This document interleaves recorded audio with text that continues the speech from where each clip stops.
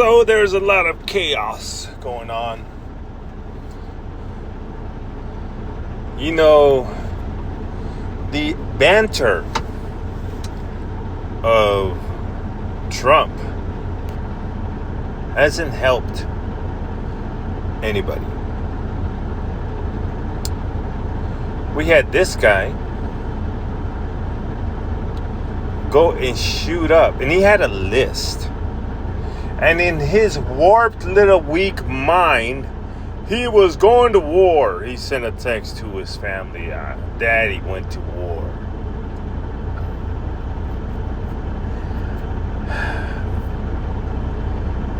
Being that I am a war veteran, that is not war. That is not war, sweetheart. That's straight out stupidity that you go and shoot up an American house. Anybody's house. That's not war.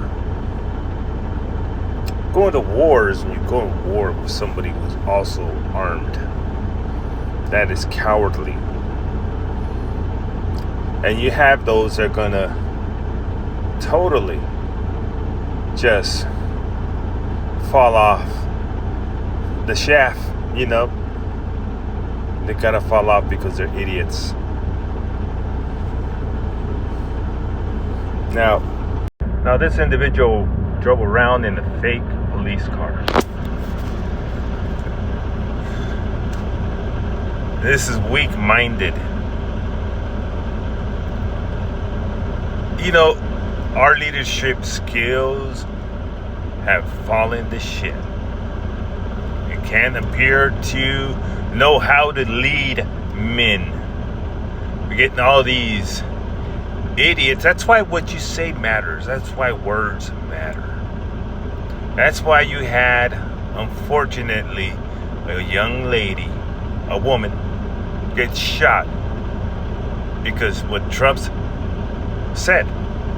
I heard it. I heard what he said. I would rush too. And she was shot. Killed. Rhetoric. Words matter. You only be held accountable for your words. Now, one thing I learned in the Marine Corps, you're only as strong as your weakest link. Literally, how to keep in mind the mentality of my weakest Marine. How to lead them. I had to listen and watch them, their mannerism, who they hung with, because honestly, they came from, a lot of Marines come from a lot of BS. Just because you're a Marine don't mean you're a good person. Same Army, Navy, all the same old BS. So I had to watch them. And I had to manipulate. This is where I learned that all communication is manipulation. You got to get the wayward and get them a part of the group. Because there are some that just, hey, just show me the way. I know tactics, I'll do it. They're all here, not emotional. Because the heart is wicked and deceitful. Who can know it? Who can trust it? If you read your Bible, you would know that verse. But what is the heart? The heart is pride, and that's identity, and that's self-preservation. And what's the Bible say about all that? Pride is the beginning of a fall. But as a leader, you have to pay attention to them. As a correctional officer, I had to learn how to pre-plan, how to be, not to take anything personal because they outnumbered us, and I had to make sure, and I tell you what, I had to make sure that everybody around me went home. They made it home. Right now, this guy here, going to war. Dad went to war.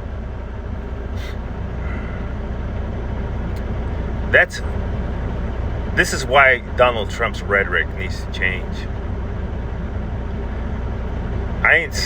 Both sides, not just one, both sides. Everybody's rhetoric needs to change. It's like it's a magic trick, and they're trying to get our attention into something. Why? Why are they trying to get our attention focused on ourselves and not on what's going on? Who is actually right now kicking up dust? Who's actually right now, and who has bombed and murdered the hell out of innocent individuals? Who? A criminal? This guy and his posse. That's who. Did you know? Here's a fact. You're not gonna know because you got to give it to Benjamin. He bought all the freaking. He put his people in entertainment, everything. You got to give it to him. Manipulated, guided us, is guiding us to this moment. We can't even, in some states, you can't even talk bad about his government because they'll call you racist. Imagine that. And that is the only country that can pay our politicians, lobby them over the table. But hang on. Is this guy working, I think it was at the NSA, and he's basically like a free-for-all, like he'll spy for anybody because he wants money, and he ends up hooking up with Mossad, and they pay him a lot of money to basically steal NSA or intelligence documents and smuggle them out, and he gets for it. Okay, well, eventually he gets caught and he gets sentenced to prison for, I don't know, 30-some odd years for espionage. In that time, Pollard basically transforms himself into saying that because he was a Zionist Jew, that he was spying for Israel because he believed they were not getting enough intelligence. Benjamin Netanyahu starts visiting Pollard in prison here in Washington. Oh, the entire Israeli government granted him citizenship. It became a point of diplomacy for that government to demand his release. Multiple Jewish billionaires in the United States petitioned President Clinton and other presidents since then till his release to be released from prison and be granted clemency because he had spied for an ally. And I was like, this is crazy. This guy is a straight up traitor.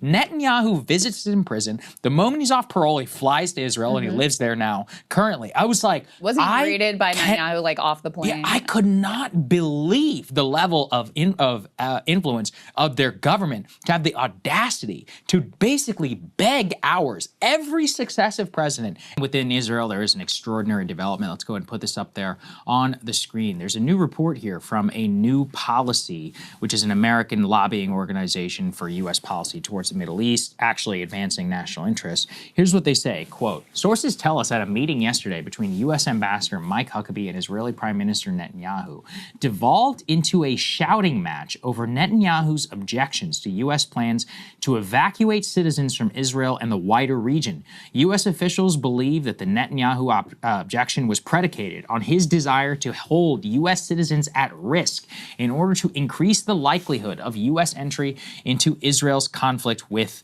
Iran. So let's sit on that for a little bit.